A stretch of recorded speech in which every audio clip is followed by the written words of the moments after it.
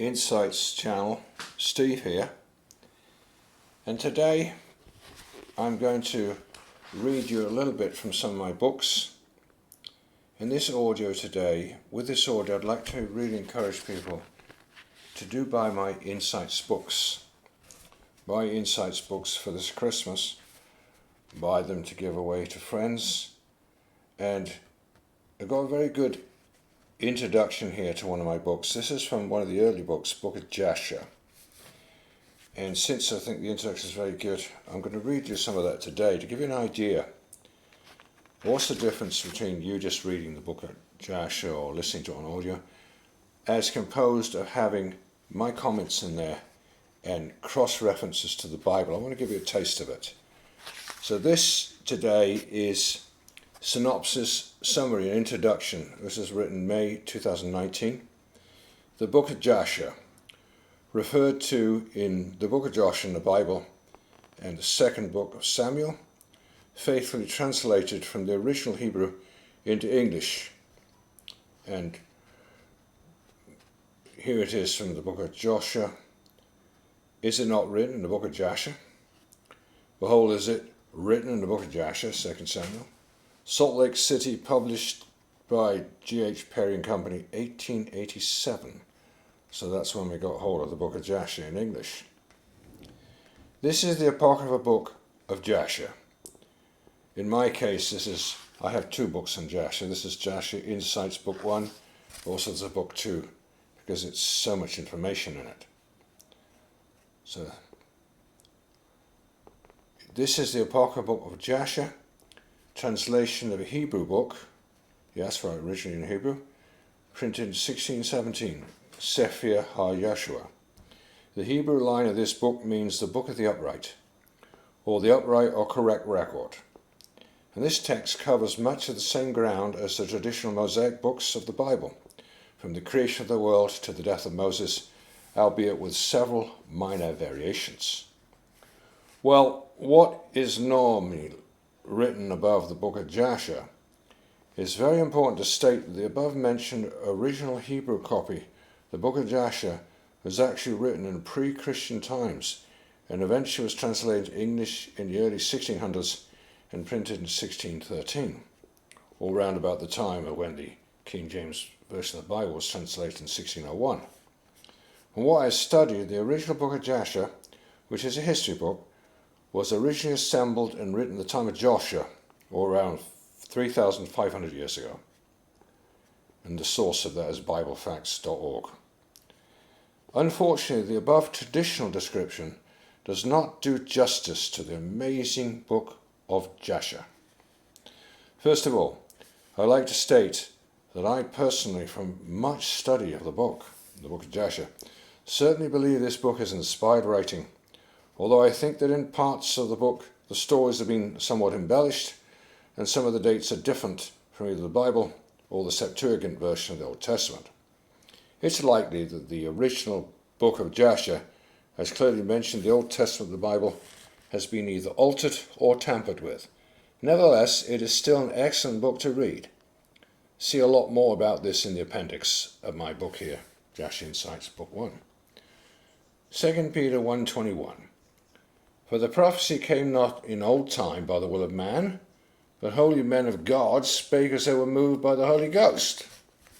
Secondly, the above statement, this text covers much of the same ground as the traditional Mosaic books of the Bible, from the creation of the world to the death of Moses, albeit with several minor variations. This is somewhat understated.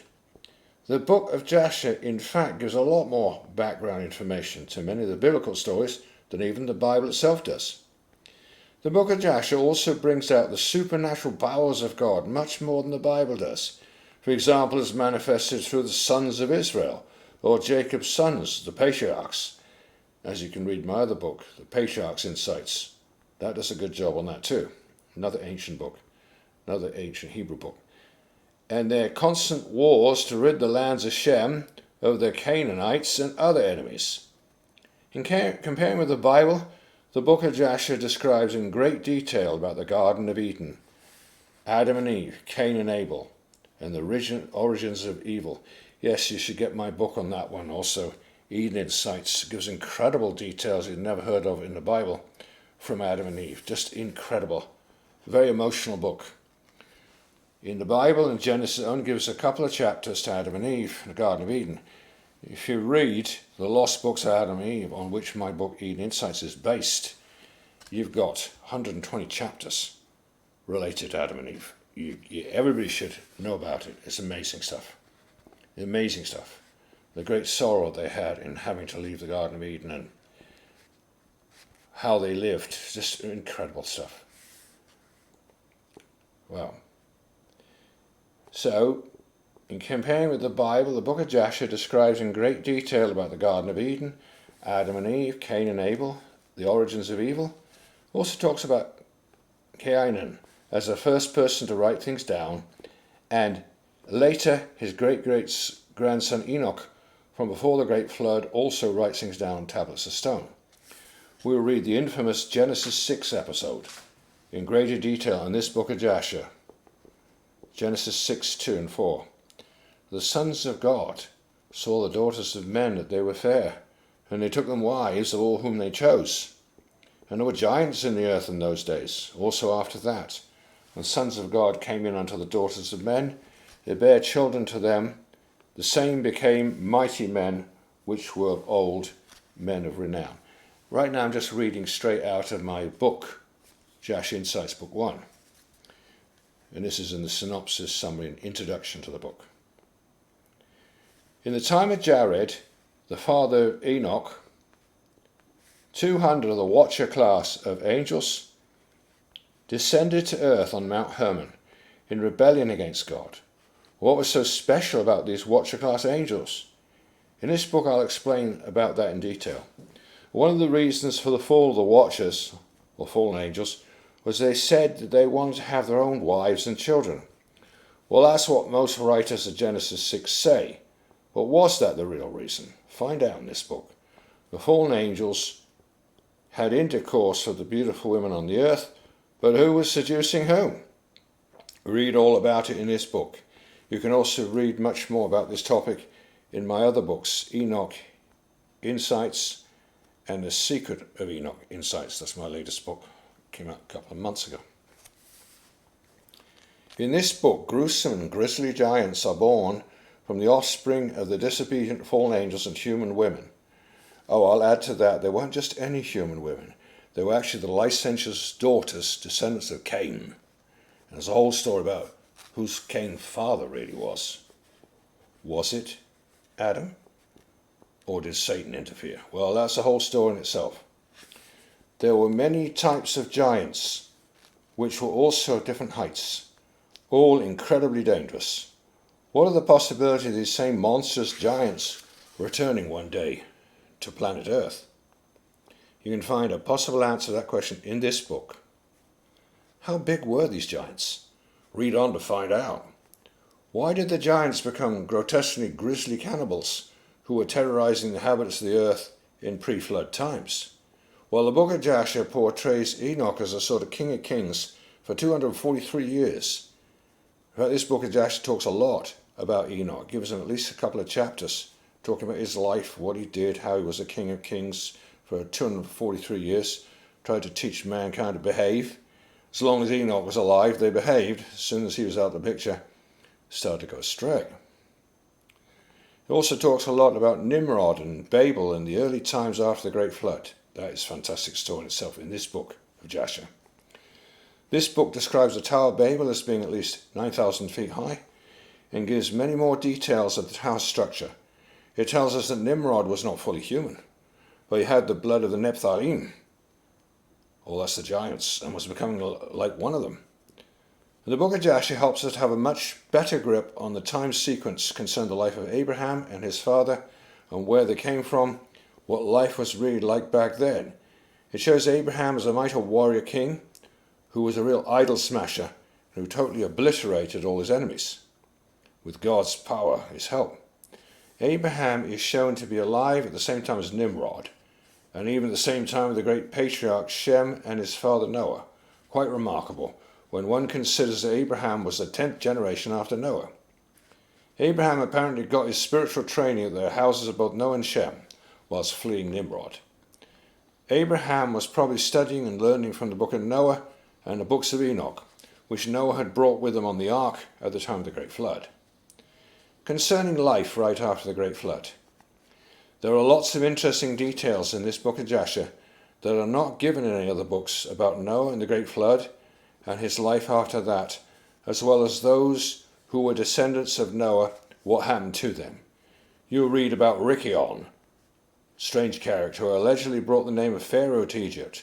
You also encounter the nasty character Satan himself, who is called Mastermer in the book of Jubilees. See my book Jubilees Insights, another one of my books.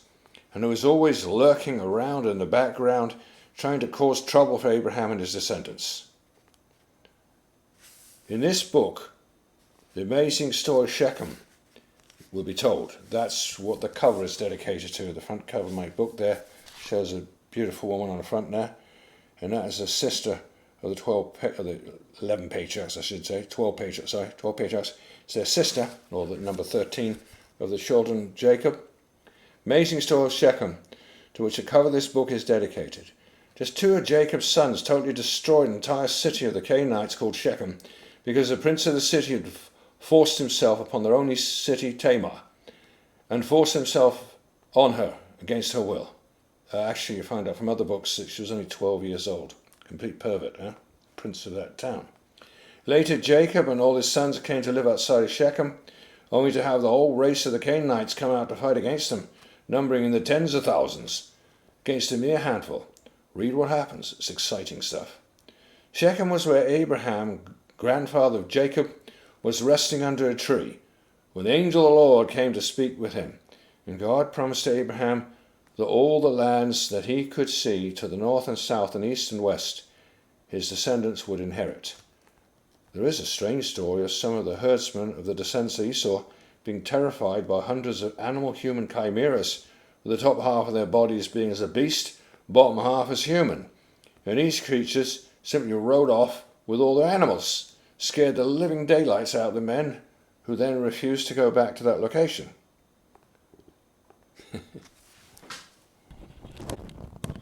And here is from ENOCH INSIGHTS, Book 2. The story of Joseph and his brethren is even better than the good story in the Bible. There's amazing details about what exactly happened to poor Joseph when he was sold as a slave into Egypt by his brethren, what happened along the way.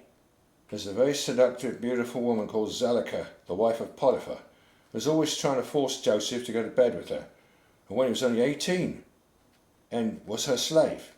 Hardly surprising, as her husband was a eunuch, according to the book of Jasher. Read what happens. It's actually a fascinating story. This book of Jasher shows Joseph becoming a warrior king after getting out of prison, and who led his brethren to fight against all the enemies of Pharaoh, who won time and time again against greatly superior odds. There are many details about Moses and his calling. They're not even mentioned in the Bible. Many details of what he did when he was first exiled from Egypt by Pharaoh for 40 years. There's also a dubious story about Moses being in jail before being released and having become a king for a long time in the days after he left Egypt. What did actually happen to Moses in the 40 years he was away from Egypt? Find out by reading this book, ENOCH INSIGHTS, Book 2. This story is probably the most questionable in the whole book of Jasher, but interesting anyway. There is a fascinating description of Moses and the 10 plagues of Egypt in this book. It's even more descriptive than the story in the Bible, where God calls a Sunuth, or octopus-like sea creature, from the sea to bring some of his judgments. Quite a fascinating story that Sean would also like. Joshua conquers the promised land, overthrowing many cities in the process. It shows how God fulfills his promise to Abraham, drive out all the Canaanites from the lands of Shem. There's a good description of other wars that were fought by Angeas, an African king, with Zepho, the grandson of Esau, as his commander-in-chief. There are many ensuing wars described in detail. There's a fascinating story of Zepho, grandson of Esau, who fought against a large human-animal chimera, which was described as having the top half of a man, bottom half of a beast. And Zepho killed this monster, that was hiding in a cave because it had decimated the herds and flocks of the local peoples. As a result, Sephar was made king of the land Chittim, Cyprus, I believe. There is a strange story, a bit similar to Balaam's ass in the Bible, where God opens the mouth of the donkey to actually speak to Balaam. Only in this case, it's a wolf talking with Jacob concerning his lost son Joseph. Joseph's brothers had told their father Jacob the wild animal had killed Joseph. See what the wolf had to say about that.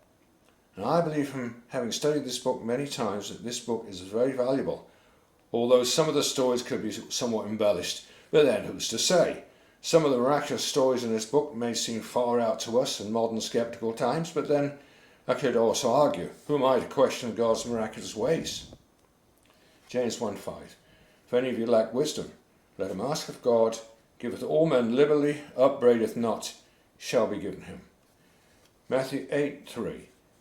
And said, Verily I say unto you, except ye be converted, become as little children, you shall not enter into, or see or understand, the kingdom of heaven. In other words, you must think as a believing little child about things of faith, and not be of a doubting, skeptical, analytical mind, lest the spiritual things of God escape us, sadly pass us by through our unbelief, especially when it comes to outright miracles of God. 1 Corinthians 2:14. But the natural man receives not the things of the Spirit of God, for they are foolishness unto him. Neither can he know them, because they're spiritually discerned.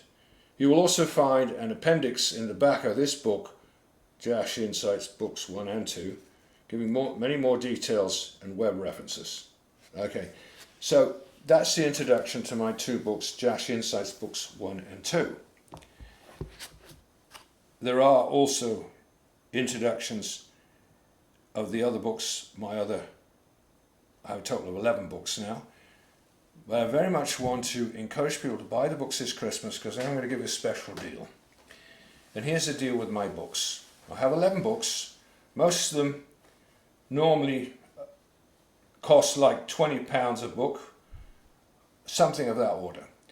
But I tell you what, you buy 2 books from me right now through the Christmas season, 2 books, and you'll get a third one for free. You can choose any ones you want.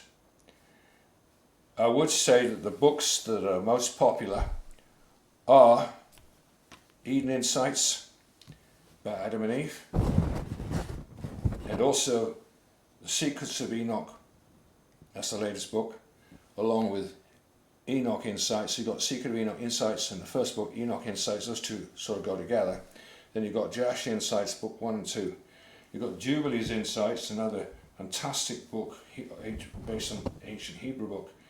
And another one here, Ezra's Insights, which is also incredible. I would suggest get 2 books that you fancy, and I'll throw in a third book, any one you want, for free. You can choose any of the ones. You can see all the books there on my website, which is www.insightspublication.com, and they are in order. First of all, you had Out the Bottomless Pit, which is about the paranormal, supernatural. Then you had ENOCH Insights. And then we had Jasher Insights, book 1 and 2, from which I read some introduction today. Then you had Jubilees Insights. And then you had ENOCH Insights, based on the lost books of Adam and Eve. Fantastic book, by the way, really is.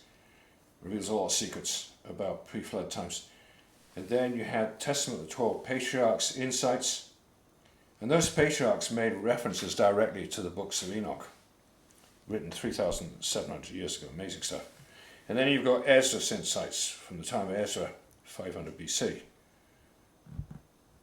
And then after that you had also Out the Bottomless Pit number 2, about a year ago. And then a couple of months ago I came out with Secrets of Enoch Insights.